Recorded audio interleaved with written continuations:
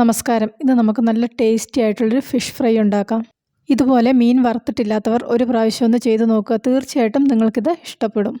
ഇവിടെ ഇപ്പോൾ ഒരു മീൻ മുറിച്ച് നല്ല വൃത്തിയാക്കി വെച്ചിട്ടുണ്ട്. ഈ മീൻ ഏകദേശം ഒരു 300 ഗ്രാം കാണും. ഒരു 3 ടീസ്പൂൺ മുളക് പൊടി ചേർത്ത് കൊടുക്കുന്നുണ്ട്. ഇവിടെ എടുത്തിരിക്കുന്ന മുളക് പൊടി അത്യാവശ്യം എരിവുള്ളതാണ്. ഓരോരുത്തരും അവരവരെടുക്കുന്ന മുളക് പൊടിയുടെ എരിവിനനുസരിച്ച് അളവ് മാറ്റണം. അടുത്തതായിട്ട് ചേർത്ത് കൊടുക്കുന്നത് 1/2 ടീസ്പൂൺ മഞ്ഞൾപ്പൊടി, 1 ടീസ്പൂൺ കുരുമുളക് പൊടി, 1 ടീസ്പൂൺ പെരിഞ്ജീരകം പൊടിച്ചത്, ആവശ്യത്തിന് ഉപ്പ്. അടുത്തതായിട്ട് ചേർത്ത് കൊടുക്കുന്നത് കുറച്ച് നാരങ്ങ നീരാണ്. ഏകദേശം 1 ടീസ്പൂൺ നാരങ്ങയുടെ നീര് ചേർത്ത് കൊടുക്കുന്നുണ്ട്. ഇതുപോലെ മീൻ പുരട്ടി വെക്കുമ്പോൾ കുറച്ച് നാരങ്ങ നീര് ചേർക്കുകയാണെങ്കിൽ മീൻ വറക്കുമ്പോൾ നല്ല ടേസ്റ്റ് കിട്ടും. അടുത്തതായിട്ട് ചേർത്ത് കൊടുത്തിരിക്കുന്നത് കുറച്ച് ഇഞ്ചിയും വെളുത്തുള്ളിയും ചതച്ചതും 1 ടേബിൾ സ്പൂൺ എണ്ണയുമാണ്. ഇനി ഇതെല്ലാം കൂടെ നന്നായിട്ടൊന്ന് മിക്സ് ചെയ്തെടുക്കാം. അതിനുശേഷം ഇതിലേക്ക് കുറേശ്ശെയായിട്ട് വെള്ളം ഒഴിച്ച് ഈ കൂട്ട് നന്നായിട്ടൊന്ന് മിക്സ് ചെയ്തെടുക്കാം. കുറേശ്ശെ വെള്ളം ഒഴിച്ചിട്ട് വേണം ഇതുപോലെ മിക്സ് ചെയ്തെടുക്കാൻ.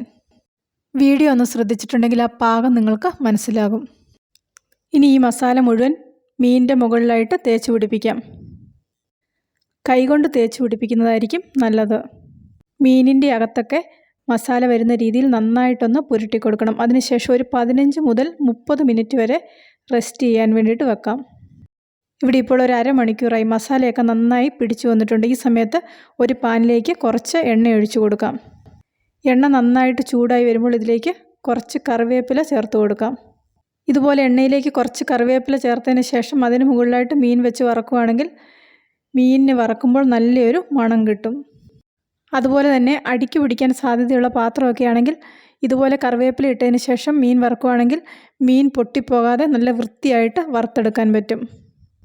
ഒരു സൈഡ് റെഡിയാകുമ്പോൾ ഇതൊന്ന് മറിച്ചിട്ട് കൊടുക്കാം.